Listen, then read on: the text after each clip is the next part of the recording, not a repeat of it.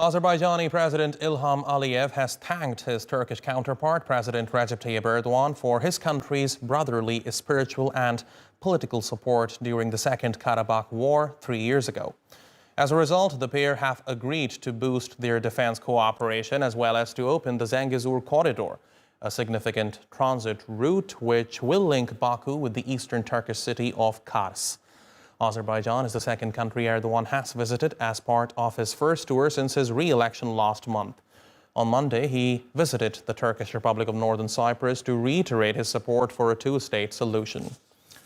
Let's go to our diplomatic correspondent, Andrew Hopkins, who joins me now live from Baku. So, Andrew, one statement that really stood out for me was when the Azerbaijani president said that the union between Turkey and Azerbaijan is not just important for Baku and Ankara, but also for the region and, more importantly, for the Turkic world.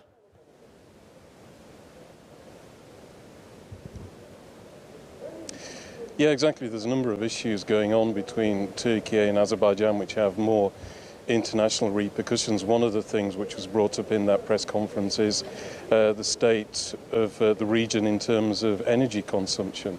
I think there's a situation right now that Azerbaijan is becoming more important because a lot of the Western world, Europe, the US, that kind of thing, they don't want to buy energy gas from Russia anymore, and Azerbaijan has gas to sell. It hasn't got the biggest reserves in the world, but it is substantial. It is in the top 30 countries around the globe. So what we've seen in the last few months is things like a deal signed last year with the European Union, which will increase, which will double, in fact, the supply of gas from Azerbaijan to Europe via Turkey. That goes through a gas pipeline which is already constructed called TANAP.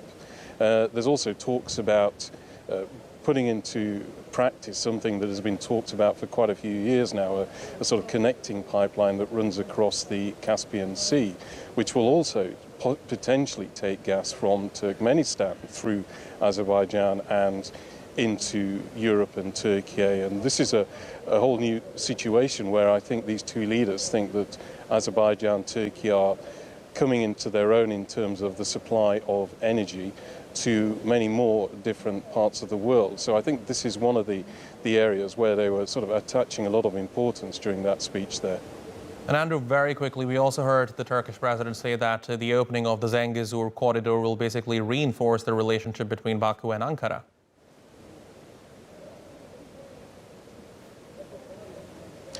Yeah, that's right. This is a transport corridor which has been talked about for a couple of years now, since the end of the war between Azerbaijan and Armenia in 2020. And what this will do is ultimately, I think, involve the construction of a road and a railway link which will link Azerbaijan across Armenia through Nakhchivan, which is also part of Azerbaijan, an exclave, but which borders part of Turkey. And this will go all the way through to Turkey itself and link all these four countries together. So this is the initiative, the proposal, if there can be a comprehensive peace deal between Azerbaijan and Armenia following that war in 2020. That hasn't happened yet.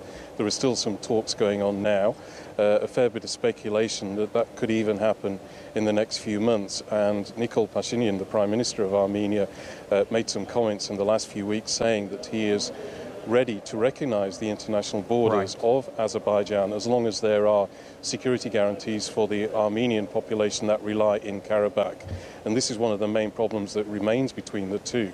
But if that peace deal can be made, then this Zangezur corridor, the transport corridor, can be realized, I think. That's Andrew Hopkins, live for us from Baku. Andrew, thank you very much indeed.